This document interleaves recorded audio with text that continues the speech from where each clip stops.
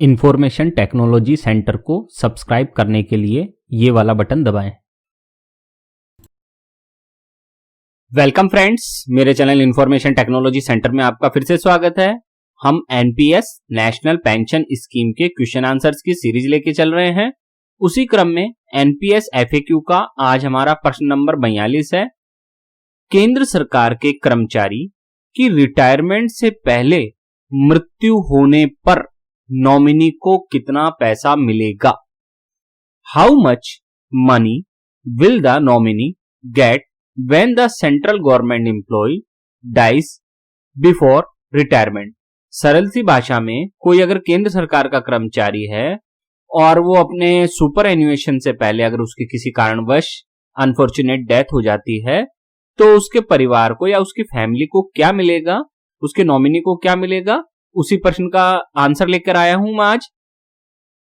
Answer देने से पहले फ्रेंड्स, आप मेरे चैनल को सब्सक्राइब जरूर कर ले। आपको यहां बेहतरीन वीडियो देखने को मिलेंगे जो आपकी लाइफ को भी इजी बनाएंगे और आपके परिवार को सिक्योर भी बनाएंगे।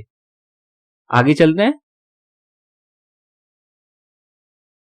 पॉइंट नंबर 1 है इसमें, as per office memorandum number 38/41/06/P&PWA dated 5/5/2009, the central government subscribers covered under NPS are eligible for family pension in case of death or disability during the service.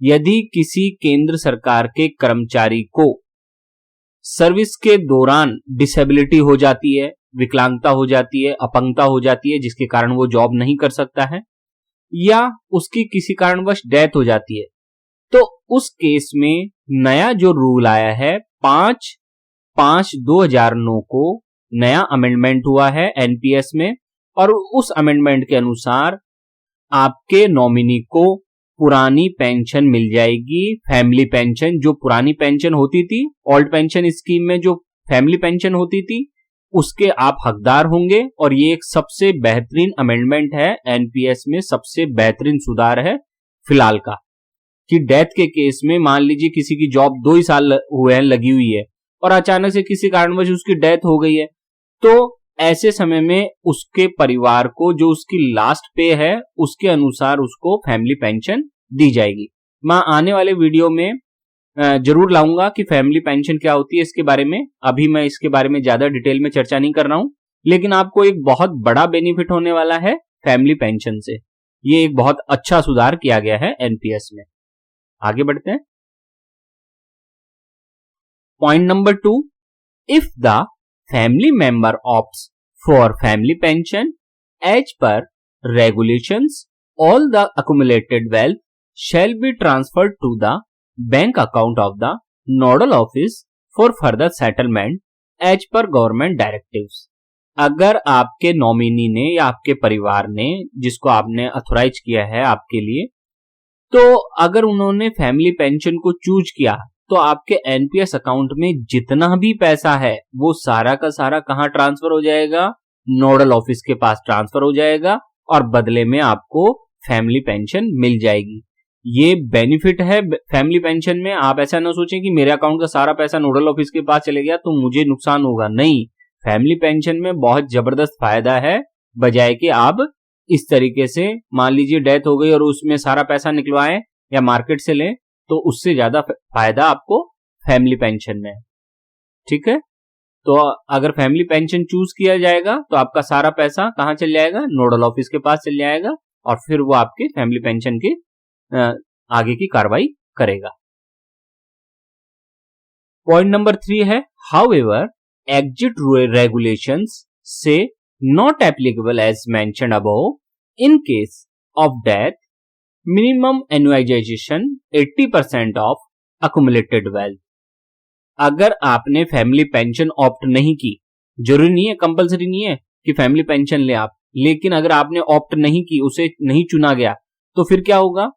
आपका जितना NPS में पैसा है उसका 80% पैसा आपकी एन्युटी में लगा दिया जाएगा, पेंशन स्कीम में लगा दिया जाएगा, और 20% पैसा आपको कैश में मिलेगा। कहने का मतलब अगर किसी कर्मचारी की डेथ हो जाती है सर्विस के दौरान तो उसके परिवार को केवल 20% कैश में पैसा मिलेगा और 80% उसका एन्युटी में लगा दिया जाएगा और उससे उसको पेंशन मिलेगी। तो यदि आप फैमिली पेंशन नहीं चूज करते हैं तो आपके पास फिर दूसरा ऑप्शन ये है।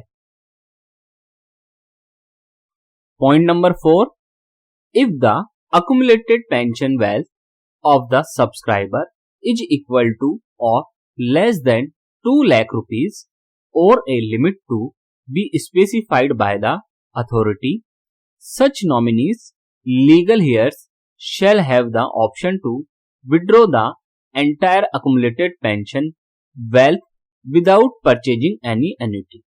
यदि किसी केस में यदि कोई सिचुएशन ऐसी है कि आपने फैमिली पेंशन नहीं ली और आपकी सर्विस को भी बहुत कम समय हुआ है और उस समय के दौरान आपके एनपीएस अकाउंट में 2 लाख या 2 लाख रुपए से कम है, तो उस केस में आपको सारा का सारा पैसा आपके नॉमिनी को कैश मिल जाएगा। एन्युटी खरीदने की आवश्यकता नहीं है। वो चाहे तो खरीद भी सकता है और वो चाहे तो उसे कैश भी मिल जाएगा। तो ये है दोनों के दोनों प्रावधान, इसमें इक्वल टू और लेस देन 2 लाख रुपीज दे रखा है। ठीक है। Such nominees legal heirs shall have the option to withdraw the entire amount or without any annuity। तो वो चाहे तो सारा का सारा पैसा अपना कैश निकला सकता है। यदि 2 लाख या 2 लाख रुपए से कम है तो उसे एन्युटी खरीदने की आवश्यकता नहीं है। मेरी सलाह है आप फैमिली पेंशन खरीद कर चले। मेरे चैनल पर आपको संपूर्ण शेयर बाजार और एनपीएस नेशनल पेंशन स्कीम की 100% सही और संपूर्ण जानकारी मिलेगी।